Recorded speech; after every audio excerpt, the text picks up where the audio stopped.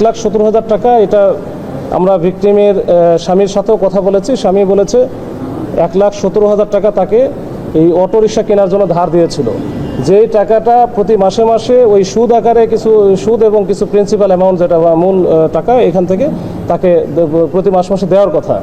এই টাকাটা না দেওয়ার জন্যই সে কিন্তু এই ঘটনাটা ঘটাইছে। যে টাকাটা যেন না দেওয়া লাগে সেই জন্য তার কাছে যে স্ট্যাম্প আছে এই স্ট্যাম্পটা সে নিয়ে আসবে, কিন্তু স্ট্যাম্প নিতে গিয়েই আসলে যখন সে চিৎকার করে, এর মধ্যে সে যেহেতু চাকুটা নিয়ে গেছিল সাথে, হয়তো উদ্দেশ্য ছিল মেরে ফেলা। সে যদিও বলতেছে আমার মেরে ফেলার উদ্দেশ্য ছিল না, ভয় দেখানোর উদ্দেশ্য ছিল, কিন্তু এর মধ্যে ঘটনাটা ঘটে ফেলে। এখন মেয়েটা আসে, মেয়েটাকেও একইভাবে চাকু মারে। তো এটাই হচ্ছে, এর বাইরে বাচ্চাকে মারে নাই, ধস্তাধস্তির পর্যায়ে হয়তো বাচ্চাটা যখন চলে গেছে ওইখানে, তখন ধস্তাধস্তির পর্যায়ে হয়তো বা লেগে যেতে পারে। বললো যে আমি বাচ্চাকে মারি নাই, হয়তো বা বাড়ি টাড়ি খাইছে বা অন্য কোনো কিছু হয়েছে, কিন্তু আমি বাচ্চাকে চাকু মারি নাই। এই প্রথমে মেরেছে এই যে এনি বড়ুয়া, যে গৃহবধূ, ওনাকে আগে মারছে। ওনাকে মারার সময় যখন ও চিৎকার চেঁচামেচি শুরু করছে, তখন এই যে মেয়ে যেটা ছিল, মেয়েটা মনে হয় পড়াশোনা করতেছিল এই সময়টা ওই ভিতরে ঘরে। তখন সে তো আসলে চিৎকার শুনে তখন তো সে দৌড়ে কাছাকাছি গেছে, তখন তাকেও ধরে ফেলছে। মানে প্রথমেই মারছে মাকে, মার পরে তো মেয়েকে মারছে। এই কিভাবে আপনারা ডিটেক্ট করেছিলেন হত্যার পর সে আসলে কোথা থেকে কোথায় গিয়েছিল?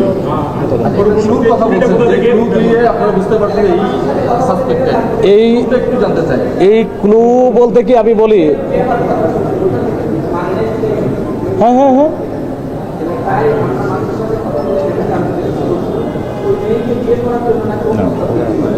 এরকম হওয়ার কথা না, কারণ তার বয়স এবং সে তো বিবাহিত এবং তার ফ্যামিলি আছে, সন্তান আছে, তো সে এটা হওয়ার কথা না।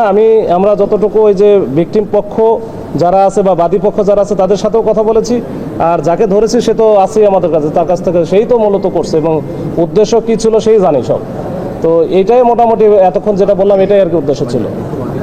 হ্যাঁ, কিভাবে হত্যা করলো আর কিভাবে আসামিকে আপনারা আমরা কোথা থেকে উদ্ধার করেছেন? এগুলো না আসলে ম্যাক্সিমামই বলে ফেলছি আমি, তারপর আরেকবার বলি। এই যে ক্লুটা, আমরা প্রথম ক্লুটা পেয়েছিলাম যে এই যে যখন এই যে দুইটা হত্যাকাণ্ডের ঘটনা ঘটে, তখনও কিন্তু যে যখন আশেপাশের লোকজন যখন তার বাড়িতে যায়, তখনও কিন্তু ওই যে গৃহবধূ এনি বড়ুয়া উনি কিন্তু বেঁচে ছিলেন এবং একজন কিন্তু এখানে একটা ভিডিও ধারণ করেছিলেন। তখন ওই সময় সে অস্পষ্ট আকারে একটা নাম বলেছিল, যেটা হয়তো আমরা বুঝতে পারতেছিলাম না, তখন তাদের হচ্ছে লোকাল ল্যাঙ্গুয়েজে আসলে বুঝতে পারতেছিলাম, কিন্তু ওইখানকার লোকজন যারা ওইখানে প্রত্যক্ষদর্শী ছিল তারা ওইটা কিন্তু বুঝতে পারছে, মানে ইঙ্গিতটা করছিল ওইদিকে। তখন তাদের কাছ থেকে আমরা ওই জিনিসটা ক্লুটা পাওয়ার পরে আমরা কিন্তু যখন দেখি যে হ্যাঁ সেও পলাতক এবং তাকে পাওয়া যাচ্ছে না, এবং তার যে পিসিপিআর পূর্বের যে রেকর্ড ওইটা দেখে আমরা মোটামুটি কনফার্ম হয় যে সে এইটা সেই ঘটাইছে। তারপরে আমরা কিন্তু তার পিছনে দৌড়ানো শুরু করি এবং দৌড়ানো শুরু করতে করতে একটা পর্যায়ে সে খুবই চালাক চতুর এবং বিভিন্ন সময়ে বিভিন্ন জায়গায় সে দৌড়াদৌড়ি করেছে এবং আত্মগোপন করার চেষ্টা করছে। তারপর আমরা পেয়েছি। আর এই চাকুটা যেটা ছিল এটা একেবারে যে ভিকটিমের যে বাড়িটা ছিল, বাড়ির পিছনে একটা খাল আছে, এই খালে যাওয়ার সময় সে ফেলে দিয়ে গেছে। এই কি কারণে হত্যা করেছিল না, ভিকটিমটা মানে কি কারণে হত্যা করেছিল, তো এটা একটাই আমি বারবার বলতেছি যে তাদের মধ্যে যে এই যে অটোরিকশা যে কিনলো, এই যে সুজন কি বলে রিমন বড়ুয়া বা তেজপ্রিয়, এই অটোরিকশা কেনার জন্য তার কাছ থেকে 1,70,000 টাকা ধার নিয়েছিল। এটা স্ট্যাম্প করা ছিল এবং প্রতি মাসে সুদসহ কিছু টাকা প্রতি মাসে কিস্তি আকারে দেওয়ার কথা। এটা নিয়ে তাদের মধ্যে সে দিচ্ছিল না তখনই হচ্ছে এই যে বা এই যে আনি বড়ুয়া উনি হয়তো বা চাপটাপ দিচ্ছিল যে হ্যাঁ আমি টাকা দিলাম, তুমি টাকা দিচ্ছ না কেন, মানে এরকম তাদের মধ্যে একটা হয়তো সম্পর্কের অবনতি ঘটে। এই অবনতি থেকেই কিন্তু এই ঘটনাটা ঘটছে।